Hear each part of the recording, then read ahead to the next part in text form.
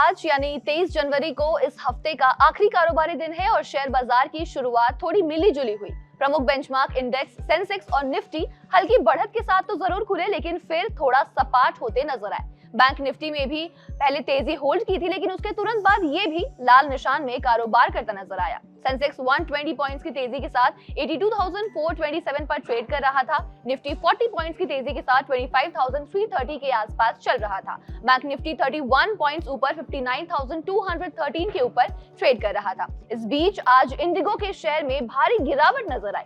दिसंबर 2025 तिमाही में इंडिगो का मुनाफा भारी गिरावट के साथ 549.8 करोड़ रुपए रह गया।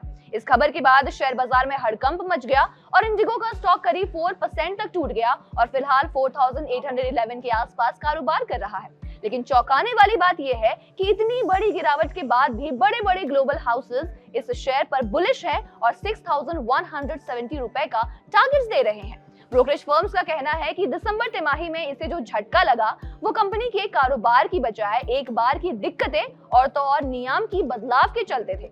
हालांकि इसके बावजूद शेयरों को झटका तो लगा और दिसंबर तिमाही में मुनाफे में करीब 78% की गिरावट पर शेयर करीब 4% तक टूट गए। हालांकि निचले स्तर पर खरीदारों से शेयरों ने थोड़ा संभलने की कोशिश जरूर की, लेकिन फिलहाल बीएसई पर स्टॉक 2.08% की गिरावट के साथ 4,811 पर है और इंट्राडे में ये 3.87 टूटकर 4,723 तक आ फिसला है। एक्सपर्ट्स के अकॉर्डिंग मुनाफा कंपनी की कमजोरी की वजह से नहीं बल्कि 3 कारणों से गिरा। पहला, नए लेबर कोड्स। नए नियमों के लागू होने से कंपनी पर अचानक एक्सेप्शनल चार्जेस का बोझ बढ़ गया। दूसरा, फ्लाइट कैंसिलेशन।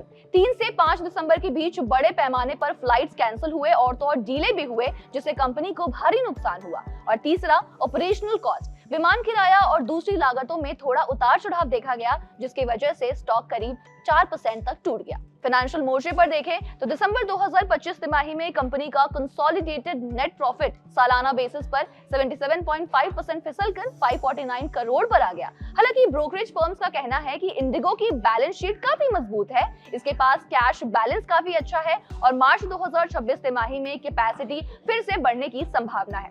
अलग अलग ब्रोकरेज फर्म्स ने इंडिगो के शेयर पर टारगेट्स दिए हैं, तो एक नजर डालेंगे ब्रोकरेज द्वारा दिए गए इन टारगेट्स पर। ब्रोकरेज फर्म यूबीएस ने इंडिगो पर बाय की कॉल दी है, यानी कि खरीदारी की रेटिंग दी है और टारगेट प्राइस 6,170 रुपए का तय किया है। यूबीएस का कहना है कि इंडिगो के लिए नियर टर्म आउटलुक भले ही नर्म दिख रहा हो, लेकिन मीडियम से लॉन्ग टर्म फंडामेंटल्स कंपनी का काफी मजबूत बना हुआ है। यूबीएस के अकॉर्डिंग दिक्कतों के बावजूद इंडिगो के लिए दिसंबर तिमाही काफी हद तक सैटिस्फैक्टरी रहा और इंटरनेशनल एक्सपेंशन के दम पर मार्च 2026 तिमाही में मैनेजमेंट का करीब 10% कैपेसिटी ग्रोथ का आउटलुक इसके ग्रोथ की संभावनाओं को और भी ज्यादा मजबूत कर रहा है। गोल्डमैन सैक्स ने भी इंडिगो के शेयर पर बाय की कॉल दी है, साथ ही 6,000 रुपीस का टारगेट प्राइस दिया है। फर्म के अकॉर्डिंग टैक्स से पहले का मुनाफा उम्मीद से काफी बेहतर रहा और इंटरनेशनल एक्सपेंशन से कंपनी को फायदा मिलेगा।